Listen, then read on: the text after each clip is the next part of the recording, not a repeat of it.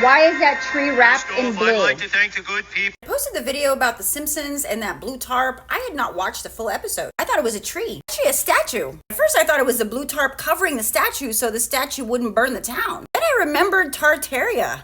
You ready for a deep dive? Don't try this at home. Let's watch The Simpsons. Season 28, episode 1. This is the first scene that shows there's a missing statue, which happens to be some lard lad donut statue.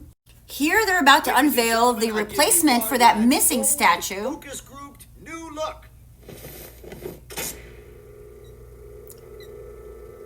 That doesn't say donuts. That says management overthink. The Thinker. That statue's called the Thinker. What are we on now? What?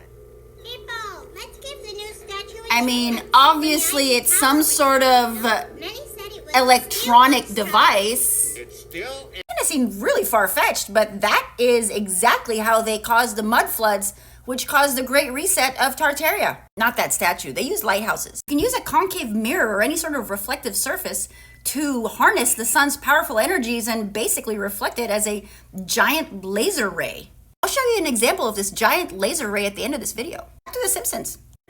There we go. You fools! You've erected a massive concave reflective surface. It will focus the sun's beam in a deadly ray.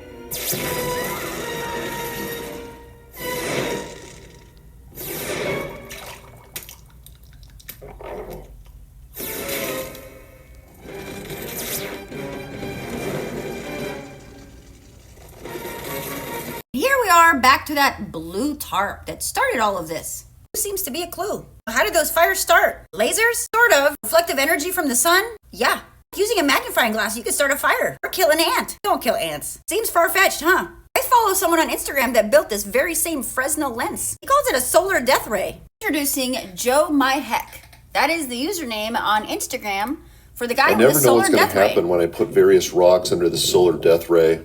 This giant lens creates hellish temperatures on the surface of the rock, and in this case it etched a hole in the surface and fragments were flying everywhere. When I took the intense light off, the rock glowed. I never know what's going to happen with this big lens that cuts rock. Well, let me show you where I got it from. An old TV that was on the side of the road. This is a rear projection television, and I loaded it up and took it to my garage, and I had to get the screen off. First, I take the protector off, and I get to the several layers that are the screen. The innermost layer, which is this clear plastic sheet, is the lens. It's a Fresnel lens with little lines in it that bend light. Once I separate that out, I put it in a wood frame, and I had to nail it in there very securely. At that point, it was ready for action out in the sunlight, which it bends down to a point and owns this rock. This viewer asked me where I got this big lens. I wanted to see if I could melt this penny just with solar power, so I put it under this monster lens, which bends sunlight to a pinpoint. I got the focal point right on the penny, and it quickly began to melt. It takes about 2,000 degrees Fahrenheit to do this, and when I took the sunlight off the penny, it was basically a glob of melted copper. Concentrated sunlight through this big lens under this metal pan to see what would happen. The intense light quickly started shining through the metal, but it did more than that. It actually melted a hole in it. Hey dude, leave comments and let me know if there's anything else you want me to put under this monster lens. Remember all the melted aluminum and other things are intact? Remember, aluminum melts at 2,000 degrees. And asphalt melts at 350. Do you have any mysticism or alchemy books?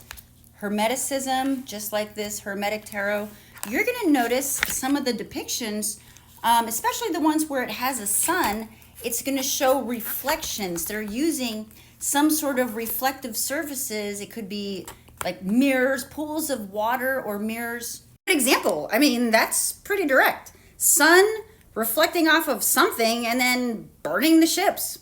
You know that lighthouses have mercury in the base? The use of reflective surfaces to alter the elements is nothing new. It makes you think twice what the lighthouse was used for, or anything they've told us about our history. So to clarify my video, that is not a tree. It's not a statue. It's a weapon. Experiment.